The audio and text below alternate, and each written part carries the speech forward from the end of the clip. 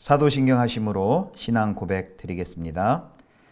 전능하사 천지를 만드신 하나님 아버지를 내가 믿사오며 그 외아들 우리 주 예수 그리스도를 믿사오니 이는 성령으로 잉태하사 동정녀 마리아에게 나시고 본디오 빌라도에게 고난을 받으사 십자가에 못 박혀 죽으시고 장사한 지 사흘 만에 죽은 자 가운데서 다시 살아나시며 하늘에 오르사 전능하신 하나님 우편에 앉아 계시다가 저리로서 산자와 죽은 자를 심판하러 오시리라. 성령을 믿사오며 거룩한 공예와 성도가 서로 교통하는 것과 죄를 사하여 주시는 것과 몸이 다시 사는 것과 영원히 사는 것을 믿사옵나이다. 아멘.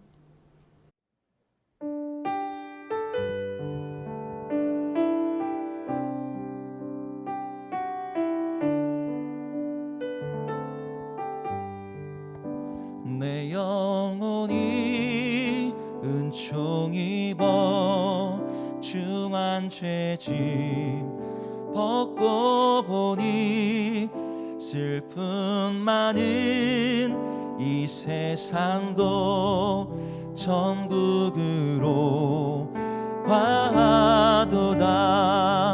할렐루야 찬양하세. 내 모든 죄 사함받고 주 예수와 동행하니 그 어디나 하늘나라. 주의 얼굴 뵙기 전에 멀리 뵈던 하늘나라 내 맘속에 이루어지니 날로 날로 가깝도다. 할렐루야 찬양하세. 내 모든 죄 사함받고 주 예수와 동행하니 그 어디나 하늘나라. 높은 산이 거친 들이 조막이나 궁궐이나 내 주 예수 모신 곳이 그 어디나 하늘나라. 할렐루야 찬양하세. 내 모든 죄 사함받고 주 예수와 동행하니 그 어디나 하늘나라. 할렐루야 찬양하세. 내 모든 죄 사함받고 주 예수와 동행하니 그 어디나 하늘나라.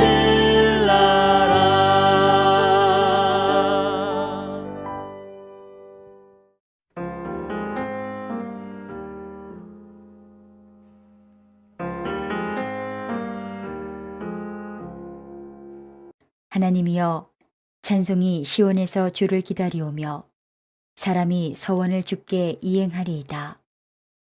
기도를 들으시는 주여, 모든 육체가 주께 나아오리이다.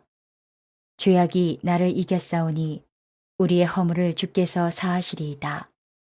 주께서 택하시고 가까이 오게 하사 주의 뜰에 살게 하신 사람은 복이 있나이다.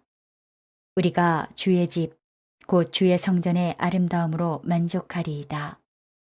우리 구원의 하나님이시여, 땅의 모든 끝과 먼 바다에 있는 자가 의지할 주께서 의를 따라 위험하신 일로 우리에게 응답하시리이다.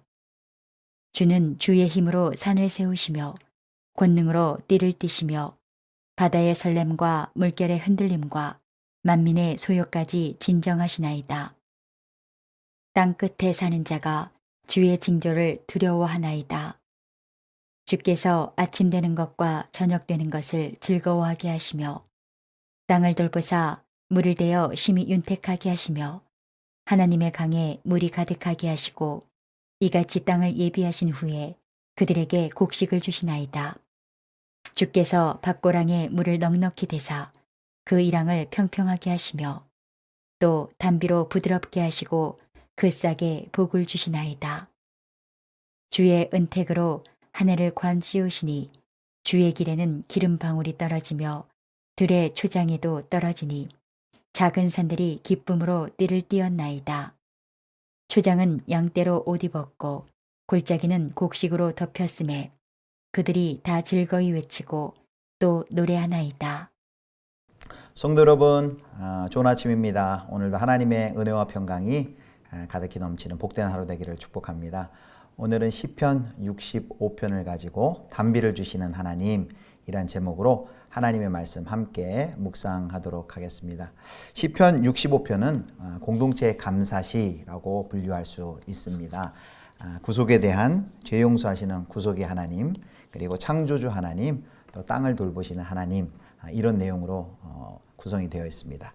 자, 먼저 1절부터 4절은 하나님의 구속의 은총을 찬양하는 내용입니다. 1절 말씀 보겠습니다. 하나님이여 찬송이 시온에서 주를 기다리오며 사람이 소원을 주께 이행하리이다. 아멘. 여기 1절 말씀은요, 문자적으로 그대로 직역을 하면 이런 뜻이 됩니다. 당신을 향한 침묵이 찬송입니다. 하나님이여 시온에서. 무슨 뜻이냐면요, 침묵으로 하나님을 찬양합니다, 이런 뜻입니다. 하나님이 응답하실 때까지 침묵으로 하나님을 기다리겠다라고 합니다. 왜 침묵으로 시인이 이렇게 찬양할까요? 그 이유를, 단서를 우리는 1절 하반절에 이 대목에서 찾아볼 수 있을 것 같습니다. 사람이 소원을 주께 이행하리이다. 시온에서 소원을 갚기까지 함부로 말하지 않는 고요한 기다림 가운데 하나님을 찬양하는 시간, 기도의 시간이 될 것이다 라는 뜻입니다. 자, 2절을 보겠습니다. 2절에서는 하나님을 이렇게 부릅니다. 기도를 들으시는 주여 모든 육체가 주께 나아오리이다. 하나님께서는 시온, 예루살렘에서 기도를 들으시는 분으로 부릅니다.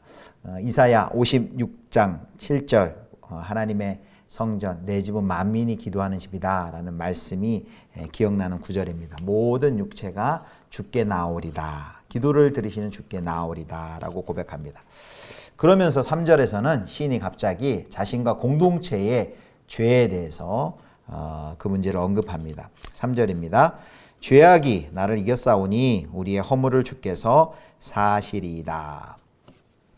성경의 시인들은 늘 보면 이 죄 문제를 하나님 앞에서 굉장히 심각하게 생각하고 있었습니다. 그래서 시온에 계신 그 하나님께 자신과 공동체의 죄를 용서해 주실 것을 믿습니다. 여기 사실이다라는 것은 제사장적 용어인데요. 죄악을 덮어줌으로써 죄악에서 그 권능을 빼앗는다라는 그런 의미를 가지고 있습니다.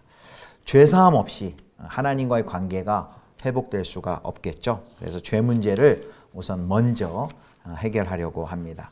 하나님께서 죄의 담을 무너뜨려 주시고 죄를 덮어 주셔야만 하나님과 주님과 비로소 교제할 수 있기 때문입니다.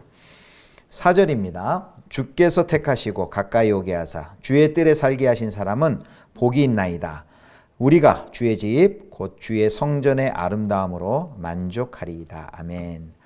시인은 그 다음에 이 죄에 대한 하나님의 구속의 은총을 찬양하고 하나님께 가까이 나아갈 수 있는 특권에 대해서 감사하고 있습니다. 여기 이런 표현이 있죠. 4절에 성전의 아름다움으로 만족하리이다. 성전의 아름다움이 뭘까? 성전의 외양을 보고 즐거워하는 것인가? 이런 질문이 생길 수 있는데요. 성전의 아름다움은 이렇게 생각해 볼 수 있습니다. 죄의 용서가 선포되고 그리고 그 희생 제물을 드린 다음에 그 희생 제물을 함께 나누는 그 공동체의 식사를 통한 풍성한 그 교제의 기쁨이라고 할 수 있습니다. 이제 시는 이 시는 시편은 5절부터 전환점에 이릅니다. 5절부터 8절에는 이제 창조와 역사에 나타난 그 하나님의 구원을 찬양하는 내용이 나옵니다. 자, 5절 보도록 하겠습니다. 우리 구원의 하나님이여 땅의 모든 끝과 먼 바다에 있는 자가 의지할 주께서 의를 따라 어미하신 일로 우리에게 응답하시리이다. 아멘. 1절에 보면 시인은 시온에 계신 하나님의 성전에서부터 시작해서 이제 시야를 넓혀서요. 5절에 보면 땅끝까지 그 시야를 넓히는 것을 볼 수가 있습니다. 시인은 먼저 우리 구원의 하나님을 부릅니다. 우리 구원의 하나님이여 하고 부릅니다. 그 구원의 하나님은 우주적인 하나님이시죠. 하나님은 땅의 모든 끝, 또 먼 바다에 있는 모든 것이 온 피조세계가 의지할 주님이십니다. 모든 생명체가 다 여기에 포함이 됩니다. 그리고 그 하나님은 5절에 보면 의를 따라 어미하신 일로 우리에게 응답하신다라고 말합니다. 어미하다라는 것은 놀라우신 그런 뜻이죠. 놀라운 일로 우리에게 응답하시는 분입니다. 이어서 구원의 하나님이여 불렀는데 이제 6절에 보면 그분은 창조자 하나님이십니다. 창조주 하나님이십니다. 6절 보겠습니다. 주는 주의 힘으로 산을 세우시며 권능으로 띠를 띄우시며 산을 세운다라는 것은 하나님께서 창조하신 것, 창조 행위 중에서 아주 이 산을 세운다는 것은 대표적인 행위를 말합니다. 또 상은 영원성, 또 견고함을 상징해 주죠. 산을 창조하신 하나님은 바다를 정복하셨습니다. 7절입니다. 바다의 설렘과 물결의 흔들림과 만민의 소요까지 진정하시나이다. 바다는 혼돈과 무질서의 상징이죠. 바다를 다스리고 또 통제하시는 그 하나님을 보여주고 계십니다. 역사 속에 개입하셔서 이런 악을, 혼돈을 진정시키고 통제하시고 다스리시는 분이 하나님이시다라는 것을 보여주고 계십니다. 자, 그리고 8절입니다. 8절 말씀. 땅 끝에 사는 자가 주의 징조를 두려워하나이다. 주께서 아침 되는 것과 저녁 되는 것을 즐거워하게 하시며. 주님은 낮과 밤의 경계를 정하시고 또 모든 민족과 나라의 경계를 넘어서 능력을 베푸시는 분이십니다. 그리고 그들의 경배를 받으시는 분입니다. 하나님께서는 온 세상과 만물을 다스리시고 마땅히 경배 받으시기 합당하신 분임을 시인은 말하고 있습니다. 자, 이제 세 번째 파트인데요. 이제 9절부터 마지막 13절까지는 풍년을 주시는 하나님에 대해서 설명합니다. 자, 5절에서는 이제 땅끝으로 시야를 넓혔는데요. 시온에서 1절에 시온, 그리고 5절에서는 땅끝으로 시야를 넓혔다가 이제 9절에 보면 다시 시인은 이스라엘로 그의 시선이 다시 돌아옵니다. 이스라엘 땅으로 돌아옵니다. 9절 말씀 봅니다. 땅을 돌보사 물을 대어 심히 윤택하게 하시며 하나님의 강에 물이 가득하게 하시고 이같이 땅을 예비하신 후에 그들에게 곡식을 주시나이다. 마치 여기 9절에 나와 있는 하나님의 모습은 아주 충성된 농부의 모습입니다. 땅에 물을 대어 윤택해지고 또 곡식을 내고 풍요로움을 가져다 두는 것이 바로 하나님의 은택임을 말합니다. 여기 우리가 주목해야 할 표현이 하나 있는데요. 여기 하나님의 강에 물이 가득하게 하시고 라고 되어 있습니다. 여기 하나님의 강에서 이 강이란 히브리 단어는 사전적으로 두 가지 의미가 있어요. 첫 번째는 인공적인 수로라는 뜻이 있고 두 번째는 자연적인 마른 땅에 갑자기 흐르는 물줄기 또는 폭우로 흐르는 물줄기를 뜻합니다. 둘 다를 뜻할 수 있는데 이 본문에서는 두 번째가 더 가까운 의미입니다. 마른 땅에 갑자기 흐르는 어떤 물줄기. 왜냐하면요, 이스라엘 가나안 땅은 그 지형적인 특성상 수로를 만들기 힘든 그런 지형이기 때문입니다. 그 모습이 신명기 11장 10절과 11절에 이렇게 나와 있습니다. 내가 들어가 차지하려는 땅은 내가 나온 애굽 땅과 같지 아니하니 거기에서는 너희가 파종한 후에 발로 물대기를 채소밭에 댄과 같이 하였거니와. 여기 발로 물대기를 채소밭에 댄과 같이 하였다는 것이 바로 수로입니다. 그런데 가나안 땅은요, 11절 너희가 건너가서 차지할 땅은 산과 골짜기가 있어서 하늘에서 내리는 비를 흡수하는 땅이요 산과 골짜기가 많기 때문에 하늘에서 내린 빗물로 수로를 못 만들고 밭에 물을 댄다는 것입니다. 그렇게 하나님께서 필요하신 농사에 필요한 그 물을 하나님께서 공급하시는 것이 하늘로부터 공급하시는 것이 하나님의 강입니다. 그래서 10절 말씀에는 그 모습을 이렇게 설명합니다. 10절 봅니다. 주께서 밭고랑의 물을 넉넉히 대사 그 이랑을 평평하게 하시며 또 담비로 부드럽게 하시고 그 싹에 복을 주시나이다. 사람은 수로를 만들지 못하고 물을 대지 못하지만 하늘로부터 하나님께서 물을 넉넉히 댈 수 있게 도우시고 이랑을 평평하게 하시고 또 단비, 때를 따라 돕는 단비, 이른비, 10월에 가을에 파종할 때 필요한 이른비, 그리고 3, 4월에 늦은비, 추수할 때 필요한 이른비와 늦은비, 때를 따라 적절하게 하나님께서 하늘로부터 비를, 하나님의 강을 풍성하게 채워주심으로 이 농사 짓게 하시고 곡식을 거두게 하시는 그 하나님을 보여주고 계십니다. 이 앞소절이 이제 풍년을 준비케 하신 하나님이라면 이제 11절에부터 13절까지는 풍년을 맞이하게 하신 그 하나님에 대한 찬양과 감사가 나옵니다. 이제 마지막 11절부터 13절 봅니다. 주의 은택으로 한 해를 관시우시니 주의 길에는 기름방울이 떨어지며 들의 초장에도 떨어지니 작은 산들이 기쁨으로 띠를 띄었나이다. 초장은 양떼로 옷 입었고 골짜기는 곡식으로 덮였음에 그들이 다 즐거이 외치고 또 노래하나이다. 아멘. 여기 생명의 활기가 가득한 땅에 푸른 잎사귀와 또 들판의 짐승들이 하나가 되어 하나님의 은택을 노래하는 모습이 이제 마지막 11절부터 13절까지 기록이 되어 있습니다. 자, 보니까 하나님은 1절에서는 시온의 성전에 계셨는데요. 거기서만 머무시는 분이 아니고 시공간을 초월하여서 온 세상과 만물을 돌보시고 자비를 베푸시는 분이십니다. 건조한 땅에 비를 내리시고 풀과 꽃과 곡식들이 열매를 맺고 성장하게 하시는 땅을 돌보시는 하나님이십니다. 말씀을 이제 맺도록 하겠습니다. 우리 하나님은 온 땅의 주인이시고 창조주시고 모든 생명이 살아가도록 돌보시는 분이십니다. 근데 오늘 우리가 살펴봤지만 언뜻 보면 1절에서 4절까지는 하나님의 구속의 은총을 찬양하는 거거든요. 그런데 1절부터 4절의 내용과 이제 5절부터 마지막 13절 그 창조의 하나님, 돌보시는 하나님, 언뜻 앞에 첫 번째 단락과 뒤에 단락이 잘 주제가 이어지지 않는 것처럼 혹시 보이지 않습니까? 그렇지 않습니다. 하나님과의 관계가 나의 죄 문제가 해결되고 하나님과 1대1로 하나님과의 관계가 개인적인 관계가 회복이 되면 이제 우리의 삶이 우리의 시야가 바뀌고 우리의 일상이 바뀌게 됩니다. 그 일상은 바뀐 일상은 하나님과 상관없는 일상이 아니라 하나님이 다스리시고 돌보시고 때를 따라 돕는 하나님의 은혜가 풍성한 그런 일상을 우리가 삶을 경험하게 되는 것입니다. 오늘도 우리 하나님께서는 우리의 죄를 용서해 주실 뿐만 아니라 우리의 삶 가운데 우리의 가정과 직장과 일터, 일상, 매일의 삶 가운데 이른 비와 늦은 비, 때를 따라 돕는 하나님의 은혜를 부어주시고 우리로 하여금 결실케 하시고 또 곡식을 거두게 또 추수케 하시는 풍성한 복을 주시는 하나님이십니다. 오늘도 이 하나님의 신실한 은혜가 우리 모든 성도님들의 삶 가운데 자세하게 또 세밀하게 임하기를 주님의 이름으로 축복합니다. 기도하겠습니다. 때를 따라 이른 비와 늦은 비를 내리시고 또 열매를 맺고 추수케 하시는 하나님 아버지, 온 세상과 우리를 돌보시는 하나님을 찬양합니다. 오늘도 우리의 성도들의 삶, 지친 성도들의 삶 속에서 하나님의 은혜의 단비를 허락하여 주옵소서. 추수하고 결실하는 은혜가 있게 해 주시옵소서. 우리 구주 예수 그리스도의 이름으로 기도드립니다. 아멘. 주님 가르쳐 주신 기도하겠습니다.